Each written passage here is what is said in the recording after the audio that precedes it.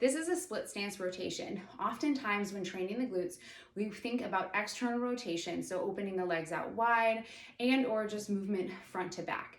But getting some frontal plane side to side movement or some of that rotation work can be key to unlocking and releasing those deep hip rotator muscles that seem to be nagging you all the time. So if you feel like you constantly have to roll your piriformis or you're getting some manual work back there, really being able to access some more internal rotation and kind of eccentrically training the glutes back there can allow them to kind of let go. So taking this split stance, nice and firm through the front foot.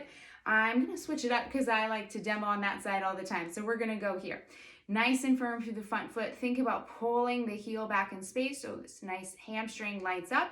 Staggered stance. Majority of the weight is in this leg. I'm going to think about hinging back into my hips. Now in the hinge, we want to make sure we're not tucking under or arching through the low back. So you want to be able to sit back into your hips in this staggered stance position.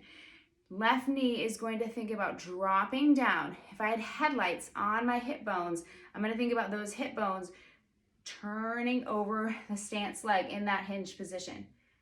And then I'm going to come up. Knee stays tracking forward as I rotate over the stance leg and then open up. The front foot has a majority of the weight. The heel is dragging back, so hamstrings are on, sitting into the hinge, really focusing on turning over the stance leg, feeling these back hip muscles working, kind of like a stretchy, burny sensation, and up.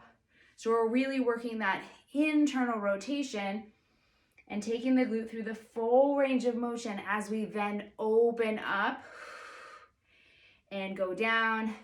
The reason this differs from something like a clamshell is in a clamshell, we are just kind of opening up to that external and coming back to neutral. We're really missing that whole internal rotation aspect. So for that split stance rotation, we're really working on training that full range of motion for the glutes and allowing those deep hip rotators, that piriformis, that obturator more on the internal side, that maybe your pelvic floor PT says is really tight, really incorporating some of that internal rotation and training that glute through its full range of motion, which is then going to allow the glute to be stronger. We want a muscle to be able to lengthen, to load, and go through its full range of motion, and being able to access that in that transverse, that rotational movement.